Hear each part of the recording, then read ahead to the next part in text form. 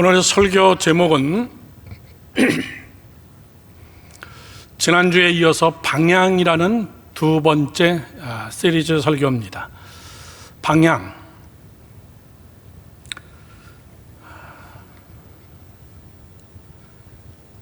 여러분들은 잘 모를 겁니다. 우리나라 1944년 6.25도 나기 전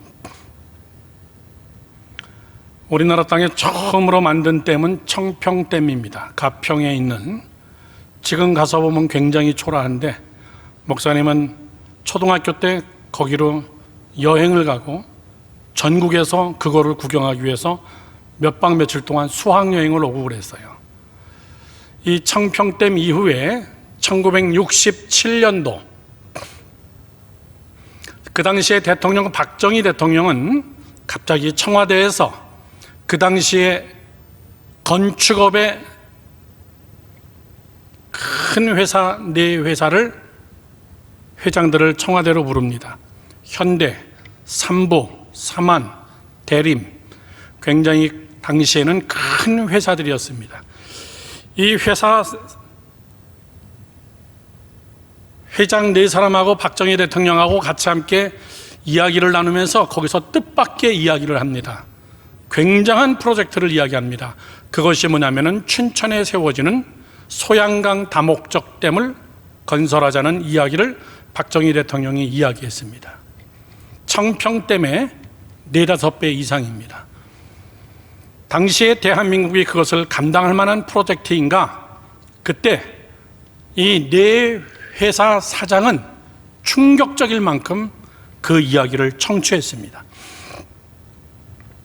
그리고 돌아갔습니다. 돌아간 다음에 이 4개 회사 사장들은 3개 회사 사장들은 헬리콥터를 동원해서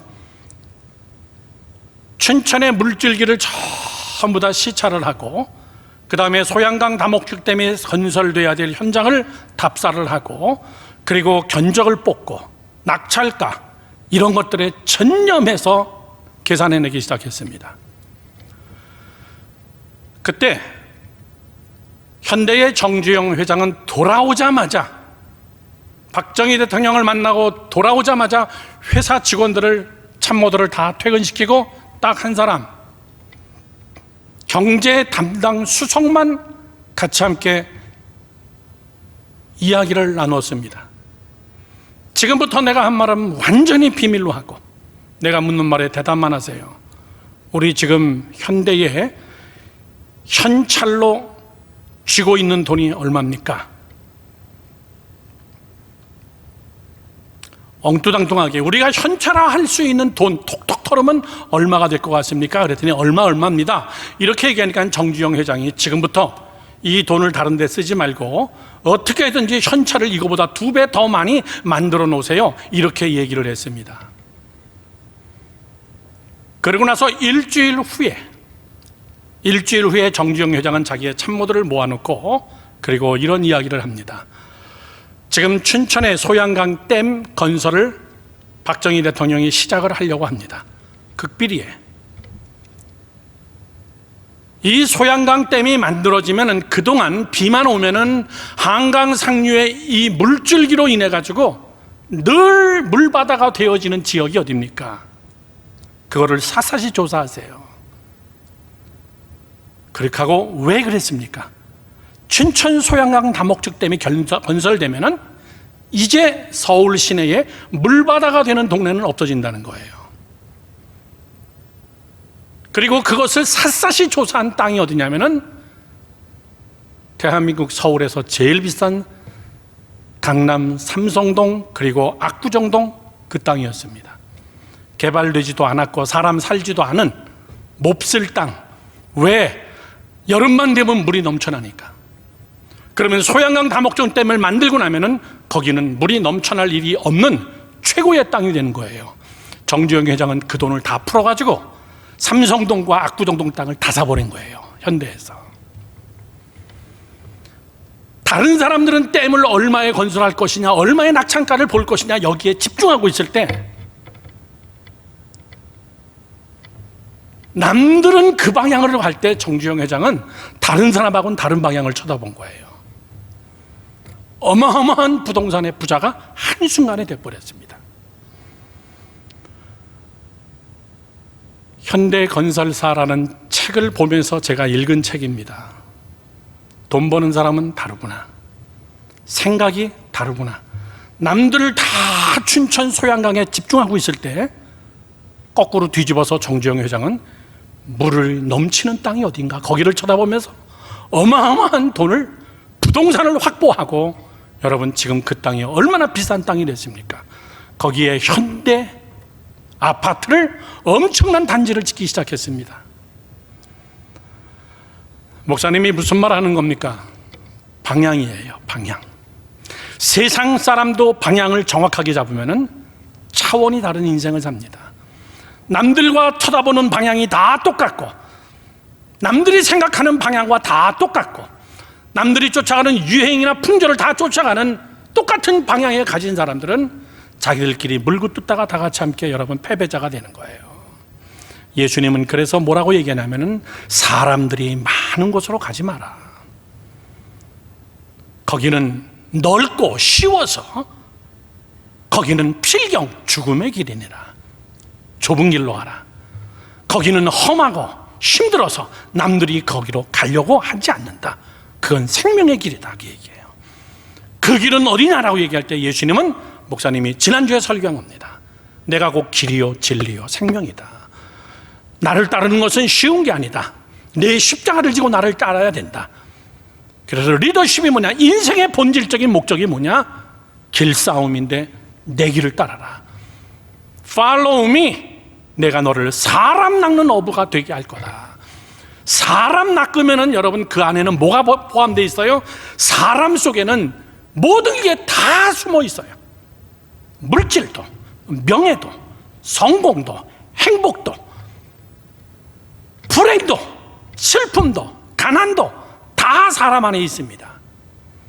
그러나 함께 생명의 길을 가는 자, 사람을 낚는 어부는, 여러분 사람을 낚으면 내 인생의 모든 것을 다 낚는 거예요. 그의 인생의 모든 것을 낚는 겁니다. 이렇게 여러분 방향은 중요한 거예요. 특별히 여러분들 얼마나 지금 중요한 때예요. 방향을 결정해야 할 얼마나 중요한 때입니까? 잘 들으십시오. 방향이라는 말은 무슨 말과 같은 거냐면 선택이라는 말과 같은 것이에요.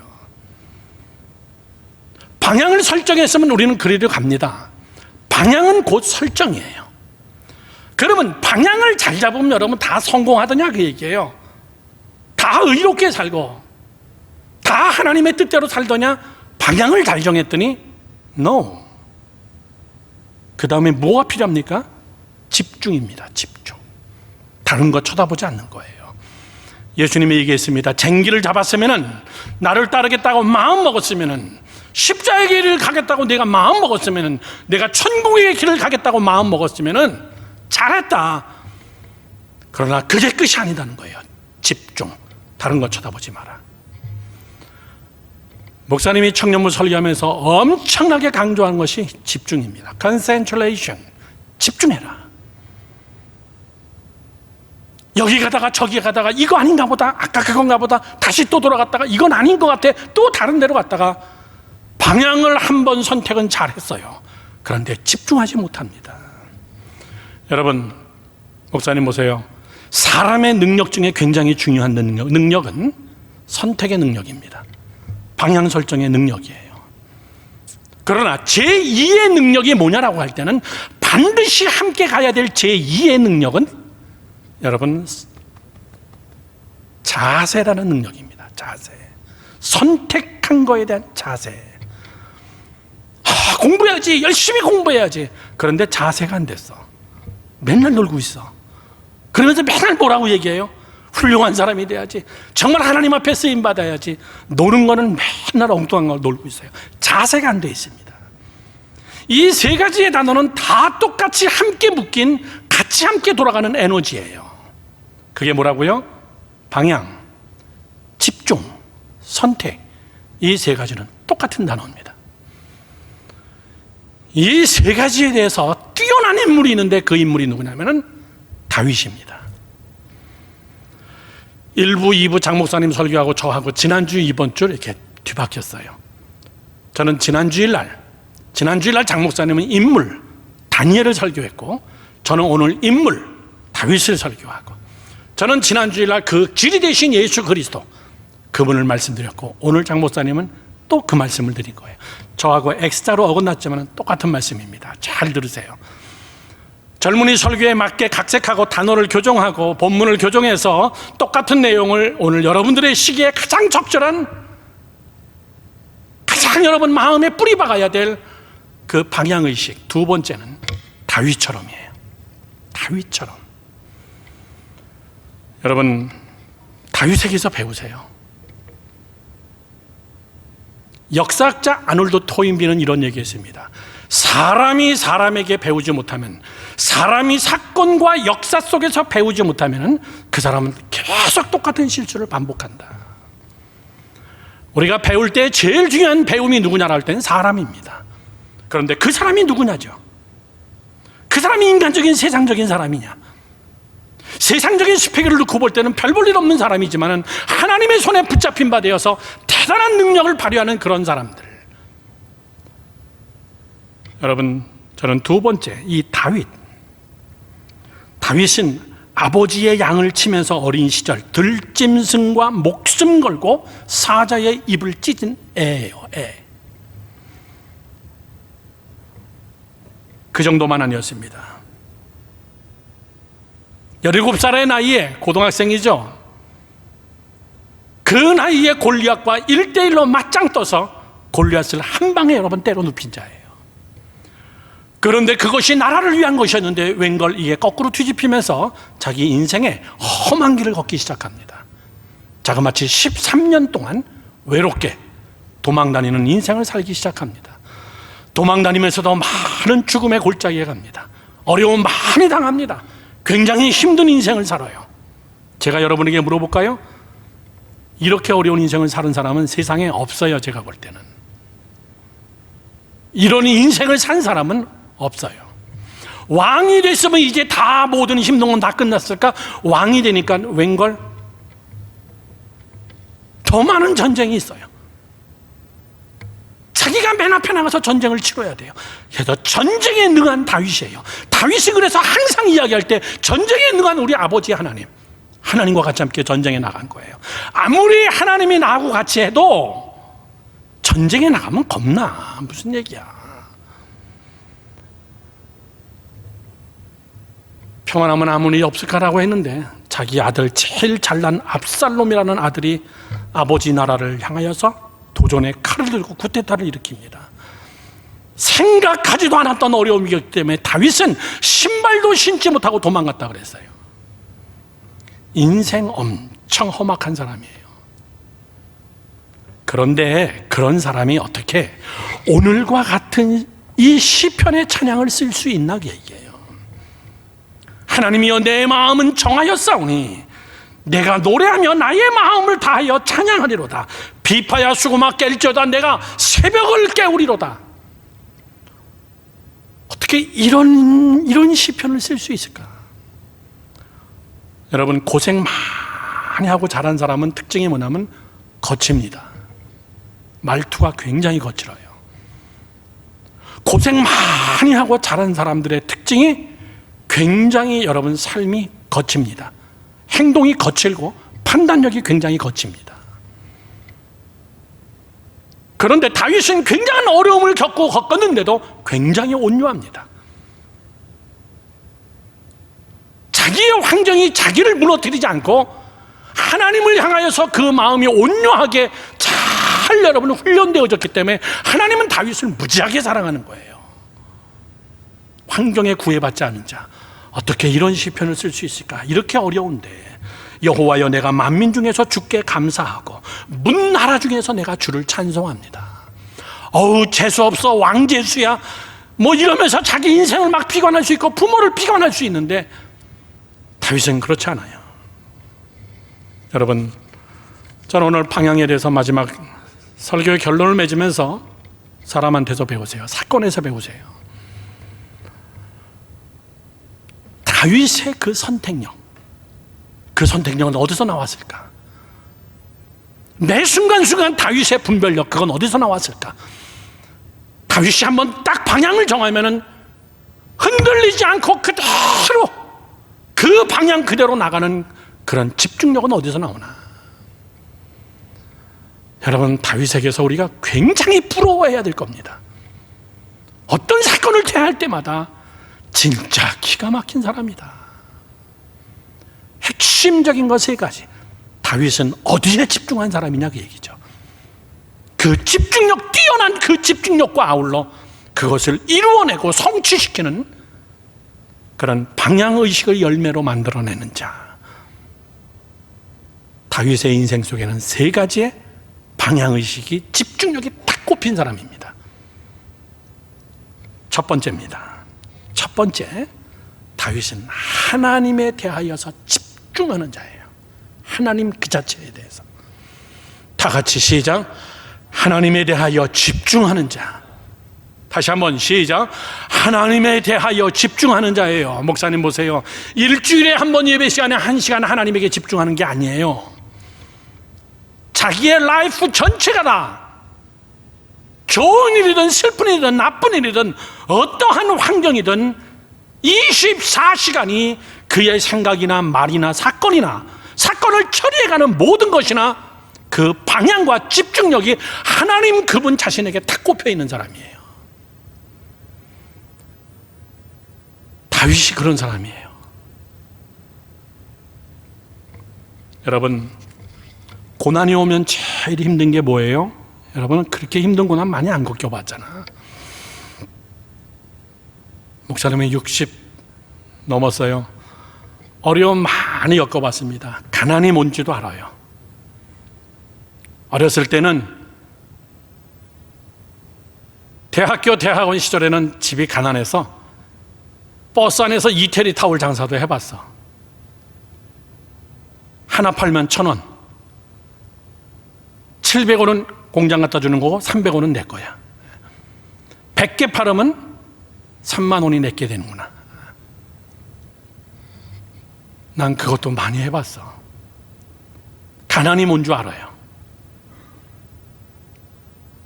돈이 없다는 것이 뭔 줄도 압니다. 군대도 참 험한 군대 갔다 왔어요. 살얼음 같은,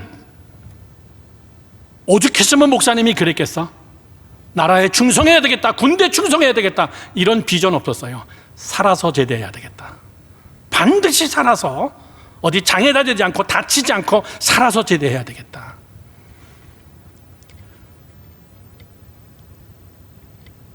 그리고 미국 가서도 고생 많이 했습니다. 목회하면서 말 그대로 정말 목회 속에서 사기가 이런 거로구나. 어마어마한 교회가 잠깐 합병을 하고 정말 사기당하고 나는 고소를 당하면서 그 교회 엄청난 공사를 해놓고 다 만들어 놓고 그렇게 하고 나는 빈털터리로 나왔어요.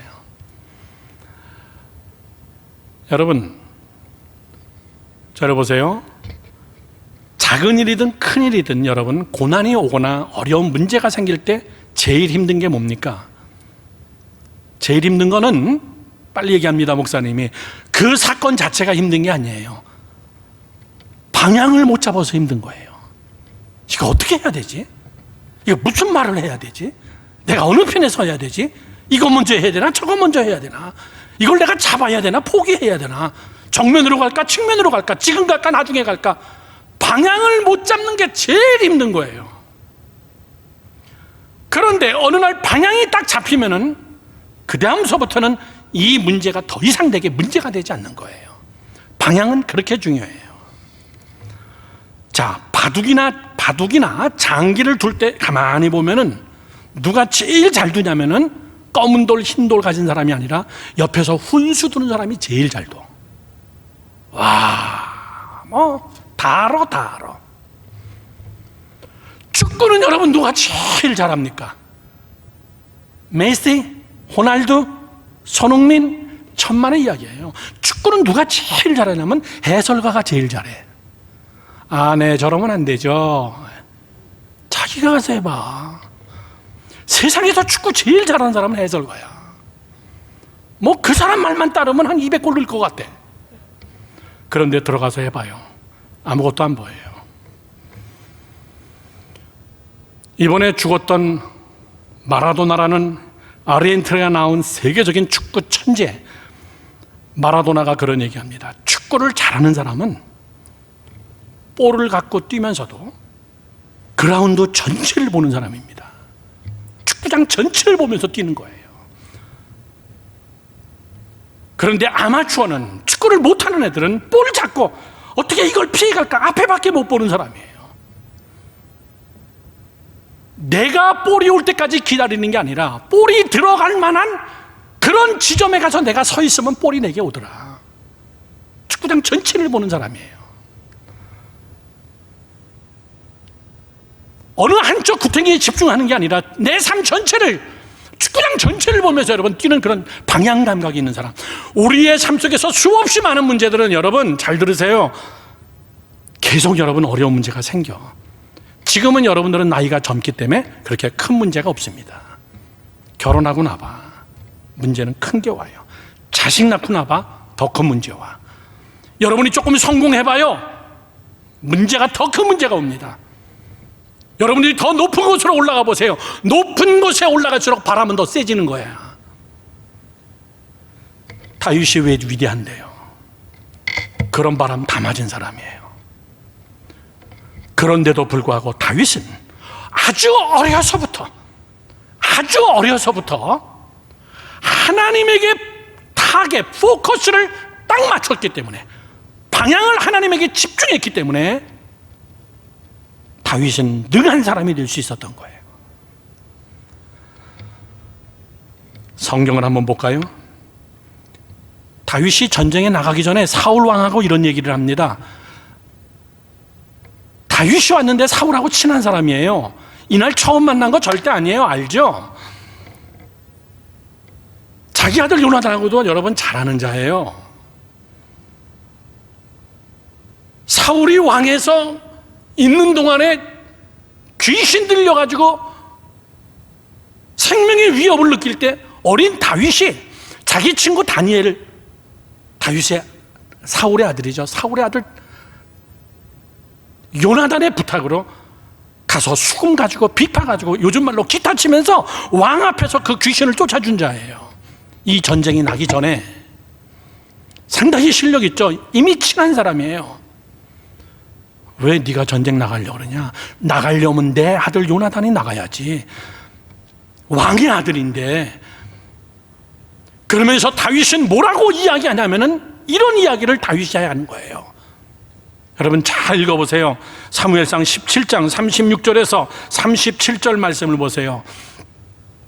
주의 종이 사자와 곰도 쳤은즉 살아계신 하나님의 군대를 모욕한 이 할례 받지 않은 블레셋 사람이리까. 앞구절을 여러분 집중하세요. 주의 종이 사자와 곰도 쳤은즉, 이 말이 뭐예요?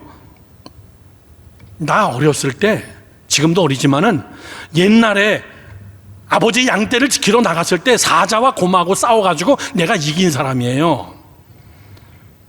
그가 짐승의 하나와 같이 되리이다. 또 다윗이 이르되 여호와께서 나를, 이 얘기죠, 여호와께서 나를 사자의 발톱과 곰의 발톱에서 건져내셨은즉, 이까지 블레셋 사람의 손에서 왜 안 건져내겠습니까?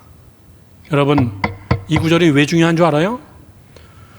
다윗은 어린 시절부터 곰하고 사자하고 싸울 때도 무슨 생각을 하고 싸웠어요? 하나님이 이기게 해주셨다. 이게 항상 머리에 있었어요. 아멘. 그래서 사울왕 앞에서 그 얘기하는 거예요. 내가 사자와 곰하고 싸울 때도 하나님이 나를 지켜주셨습니다. 하나님이 이기게 해주셨습니다. 저런 골리앗은 아무것도 아니에요.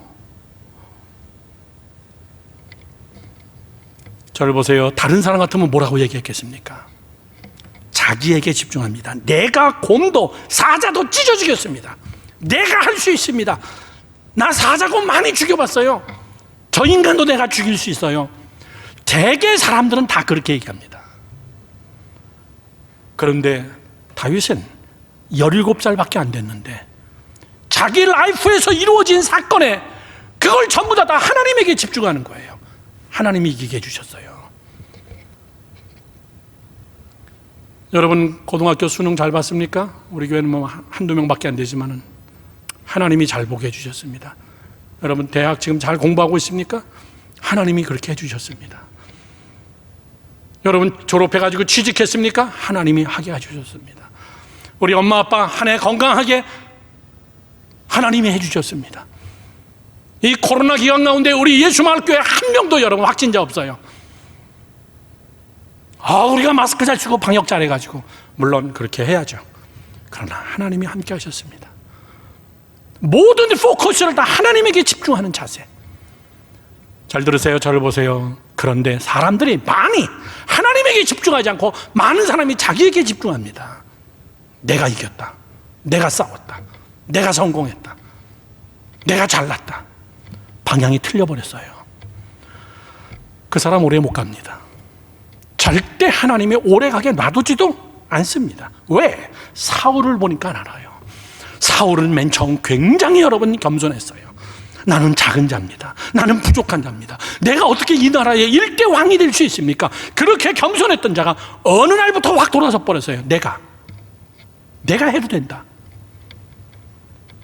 방향이 틀리면 우리 젊은이들끼리 예배지만은 또라이 짓 한다. 갑자기 또라이 돼버려. 사울이 여러분 30년 40년 왕정치 하다가 여러분 넘어진 사람 아니에요. 왕이 되자마자 2, 3년 내에 넘어진 사람이에요. 방향이 확 틀려져 버린 거예요. 사람이 기도 제목 가지고 하나님 앞에 나올 때는 하나님에게 집중하는데 기도 응답의 징조가 보이기 시작하면 그때부터 여러분 방향이 또 틀어지기 시작해요. 난 우리 젊은이 여러분들이, 목사님 보세요, 저는 여러분들이 다윗처럼, 오늘 설교 제목이에요, 다윗처럼 작은 거든 큰 거든 무엇이든 완전히 여러분이 하나님에게 집중하는 여러분이 되기를 주님의 이름으로 축원합니다.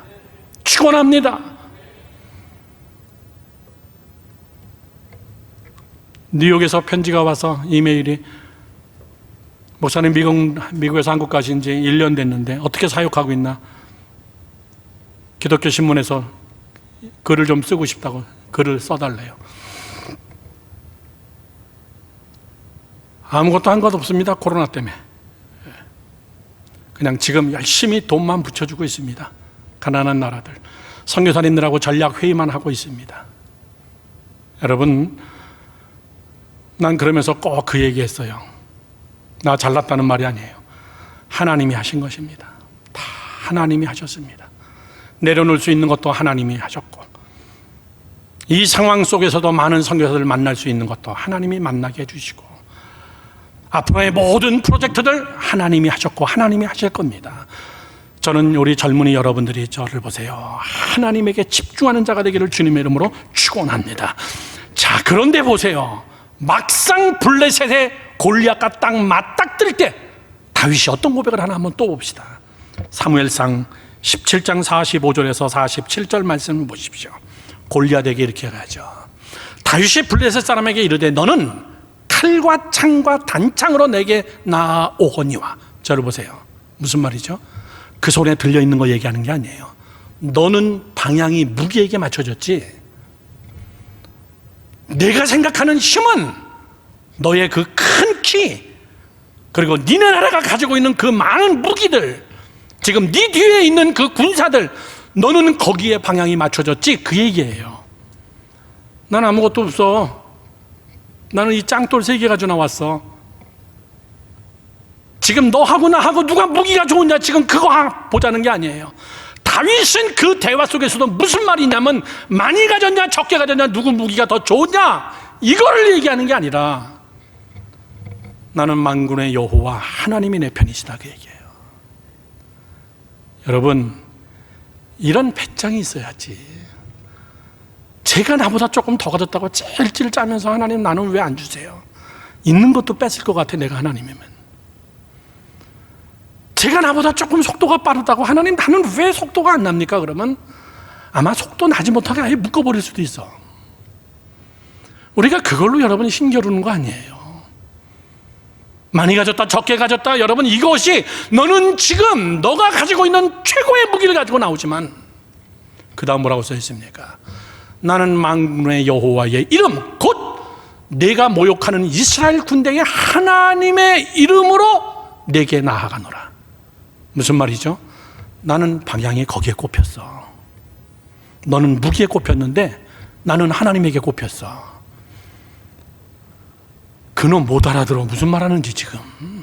왜? 오직 무기가 전부라고 생각하기 때문에. 사랑하는 젊은이 여러분들, 나는 여러분들이 여기서 넘어지지 않았으면 좋겠어요. 지금 다윗은 골리앗과 싸우고 있으나 사실은 다윗은 지금 이 순간에 하나님에게 집중하는 싸움을 스스로에게 하는 거야. 스스로. 이 엄청난 어려움 속에서 내가 흔들리지 않고 어떻게 하나님에게 집중하냐. 생각해봐. 골리앗 앞에 섰는데 어떻게 안 떨리겠어, 인간적으로. 저거 창 한번 찔리면 나는 내 몸뚱아리 절반은 날아가겠다. 인간적으로 그런 생각 왜 안 들겠어요? 그런데 다윗은 그럼에도 불구하고 현실을 부정하지 않냐고, 보이는 것은 보이는 것이지만은 그러나 자기를 하나님에게 집중하는 그 싸움을 하는 거예요. 사실은 골리앗과 싸움이 아니라 누구와의 싸움이에요? 자기 자신과의 싸움이에요. 하나님에게 집중하자. 하나님에게 집중하자. 무기는 내가 좀 꿀리고, 내가 군사적인 훈련은 좀 꿀리고, 내가 가진 것은 좀 없고 연약하지만은 하나님에게 집중하자. 이런 고백을 들은 하나님, 그러면서 뭐라 그럽니까? 그 다음 아까 그 구절 그대로 나는 만군의 여호와의 이름으로 나아가노라. 그 다음에 46절 이렇게 써 있습니다. 오늘 여호와께서 너를 내 손에 붙이리니, 내 손에 넘기리니 내가 너를 쳐서 내 목을 베고 블레셋 군대의 시체를 오늘 공중에 세워 땅에 들짐승 중에 주어 온 땅으로 이스라엘 하나님이 계신 줄을 알게 하겠고, 마지막 27절 또 여호와의 구원하심이 칼과 창에 있지 아니함을 이 무리에게 알게 하리라. 그 다음 다 같이 시작. 전쟁은 여호와께 속한 것이다. 아냐? 얘기해요. 다시 한번 시작. 전쟁은 여호와께 속한 것이다. 다윗이다 진짜. 전 인류가 성경 속에서 존경할 만한 어렸을 때부터 탁월한 자다. 그 당당한 군인 앞에서 전쟁은 이놈아 하나님께 속했어.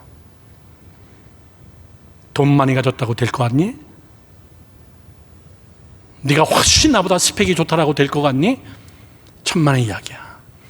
세상의 전쟁이든 인간의 전쟁이든 먹고 사는 전쟁이든 무엇이든 어떤 전쟁이든 다 하늘의 주권에 달렸어. 전쟁은 여호와께 속한 것이다. 아멘이십니까? 여러분 잠 안 자고 24시간 여러분이 공부하고 뛰고 여러분들이 열심히 비즈니스 한다고 여러분 그러면 다 부자 될 것 같아? 천만의 이야기예요.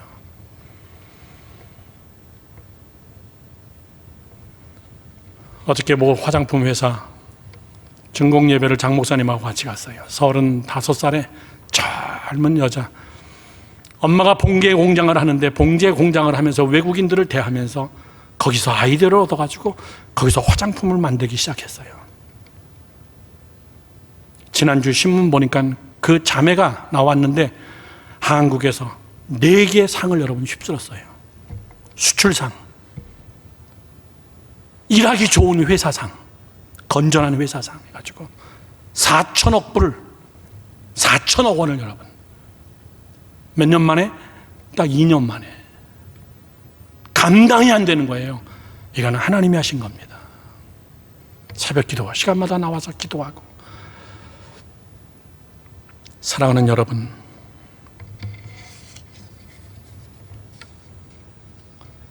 잘 보세요.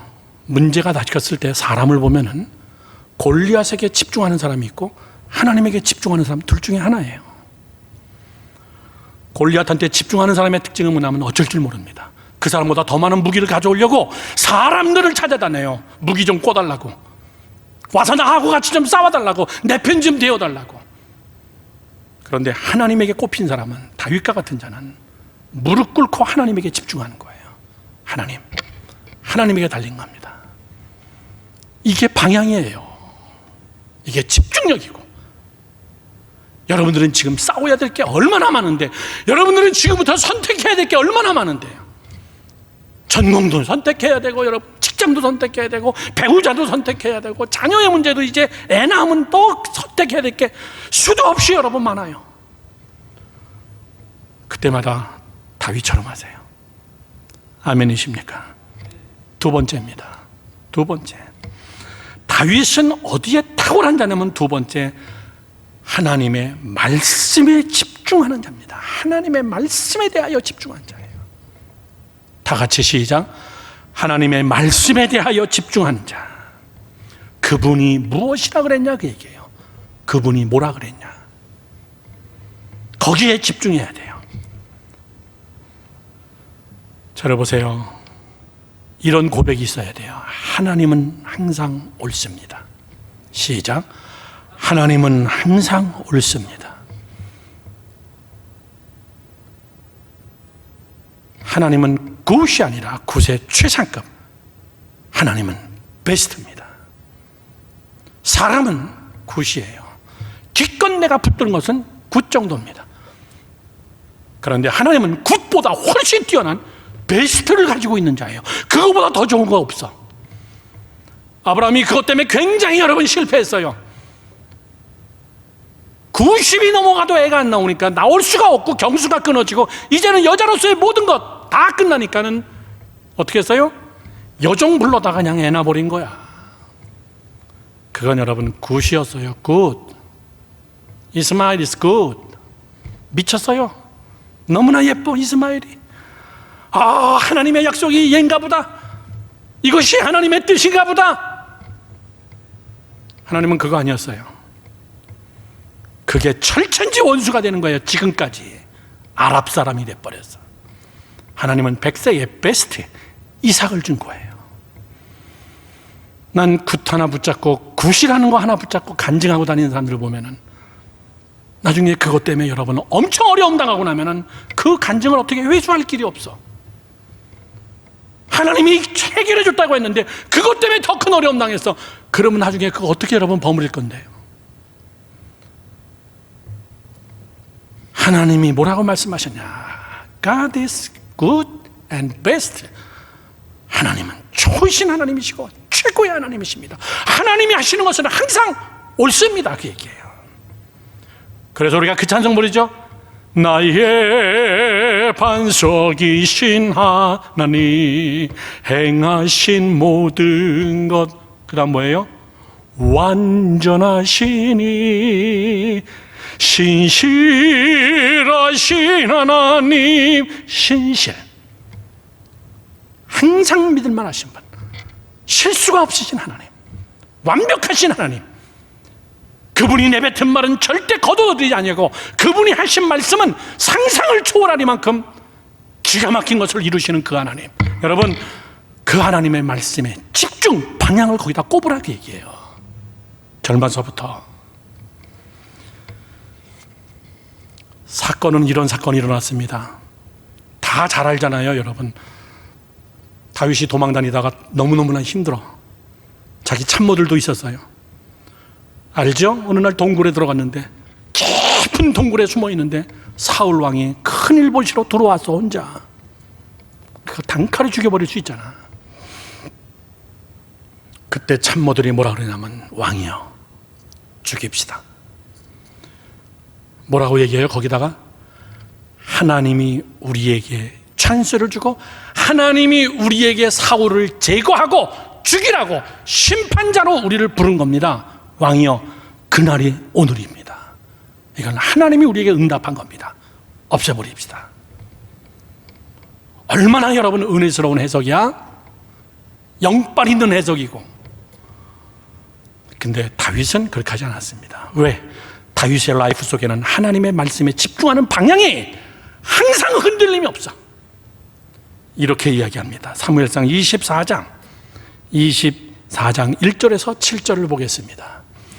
사울이 블레셋 사람을 쫓다가 돌아오매 어떤 사람이 그에게 말하여 이르되, 보소서 다윗이 엔게디 광야에 있더이다 하니, 사울이 온 이스라엘에서 택한 사람 3,000명을 거느리고 다윗과 그의 사람들을 찾으러 들염소 바위로 갈새 길가 양의 무리에 이른즉 굴이 있는지라 사울이 뒤를 보러 들어가니라. 다윗과 그의 사람들이 그 굴 깊은 곳에 있더니 다윗이 사람들이 이르되 보소서. 그 다음 얘기죠. 여호와께서 당신에게 이르시기를 내가 원수를 내 손에 갚으리니 내 생각에 좋은 대로 그에게 행하라 하시더니 이것이 그날이다 하니 다윗이 일어나서 사울의 겉옷자락을 가만히 베니라. 잠깐 그대로 화면을 홀드해 놓으세요. 목사님 보세요. 참모들이 얼마나 여러분 은혜스럽게 해석해줘요. 왕이여, 하나님이 죽이라고 우리에게 기회 준 겁니다. 죽입시다. 그리고 죽어도 쌀놈이요. 골리앗을 죽이고 나라를 구원해 줬는데 어떻게 다윗에게 이럴 수 있어? 하는 짓거리가 정말 리더십이 떨어져. 저 딱 죽이고 다윗이 리더자로 딱 나가면은 온 백성들이 다 여러분 그를 새로운 리더자로 모실 것 같아. 하나님이 우리에게 그런 기회를 줬습니다. 난 이렇게 간증하는 사람 많이 봤다. 잘 되면 하나님의 뜻. 하나님이 내게 기회 준 겁니다. 없애버립시다. 대표적인 사람이 누군 줄 알아요? 대표적인 사람이 이슬람 애들이야. 이슬람 애들은 죽이고 싶은 사람이 있으면은 인살라, 그들의 경전을 탁 들고선 칼을 들고선 인살라 신의 이름으로 처형하자 이런 뜻이에요. 신의 이름으로 죽여버리자. 여러분, 맨하탄 목사님이 살던 맨하탄의 그 911 빌딩 2개가 무너진 거기를 지하 6층까지 다 만들어가지고 더 박물관을 만들었어요. 세계 최초로 지하실에 있는 박물관이에요. 그 쌍둥이 빌딩 그 자리에다가 그대로 여러분 박물관을 만들어 놨어요.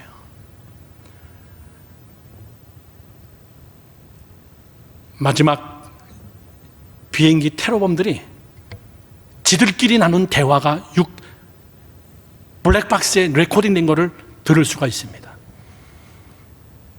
생각해봐. 비행기를 몰고선 이제 쌍둥이 빌딩을 들이받는 그 순간 사람들은 다 으아 그러는 거기서 기장의 소리가 무슨 소리인 줄 알아요? 인샬라 신의 이름으로 나는 죽는다. 신의 이름으로 나는 복수한다. 여러분, 무서운 거예요. 사람을 막 수백 명 수천 명을 처형해도 그들은 마음에 꺼리끼지 않는 것이 신의 뜻이다, 그 얘기예요. 인살라 외치는 교회 안에 있는 사람이 얼마나 많은데 내가 하고 싶은 대로 해버리고 하나님의 뜻입니다. 왕이여, 죽여버립시다. 그 사람은 방향의식이 없는 사람이에요. 그런데 다윗은 뭐라고 얘기하나 보세요. 그 다음 구절. 그리한 후에 사울의 옷자락을 뱀으로 말미암아 다윗의 마음이 찔려 죽이지 않고 옷자락만 잘랐어요. 두뇌도 엄청 둔한 것 같아요. 옷자락 자를 정도로 모르고 있으니 냄새가 엄청 났었나 봐. 아니면 막 그냥 일 보는데 집중했던가. 옷을 딱 잘랐는데도 뭐라 그래요?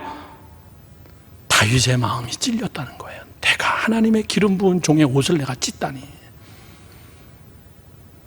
내가 하나님이 세운 왕의 옷을 내가 찢다니, 그것 때문에 마음 아파해. 참모들은 죽여버리자고 얘기하는데 다윗은 옷을 찢은 것 때문에 마음 아파해요.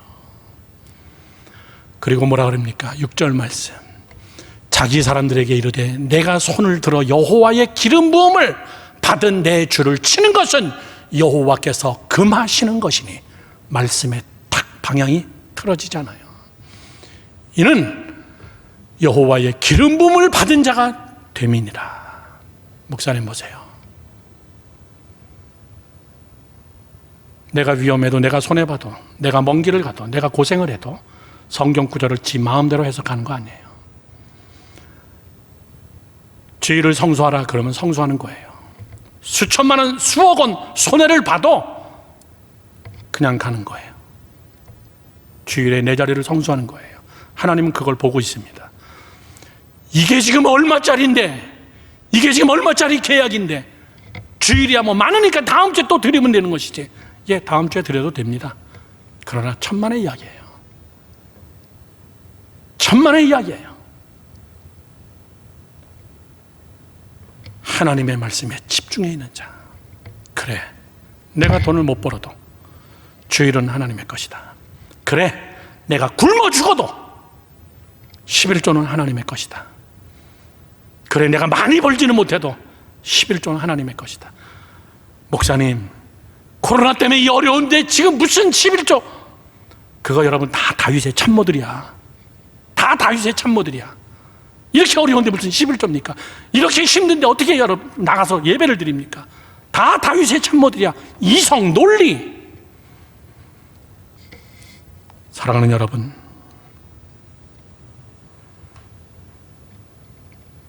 방향을 잃은 자들은 항상 사건과 그 상황의 편리에 방향을 매일 수정합니다. 매일 자기 뜻대로 수정하는 거예요.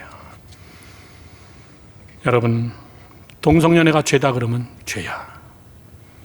거기다가 DNA가 어쩌느니, 처음부터 뭐가 어쩌느니 이래가지고 합리화시키는 거 아니에요. 죄라 그러면 죄예요, 그냥.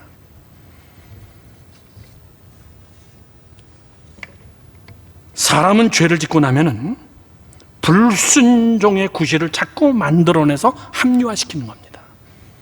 죽여버립시다. 저 사람은 죽여도 쌉니다. 사울을 죽입시다. 죽였다 그래도 누가 뭐라 할 사람은 없을 것 같아. 그러나 죽이고 나면 계속 여러분 어떤 일이 생기는 줄 아십니까? 그걸 합리화시켜야 돼요. 선악과를 따먹었으면 범죄한 것입니다. 이분은 뱀 때문이라고 합리화시키고, 남자는 하나님이 만든 여자라고 거기다 그렇게 얘기해요.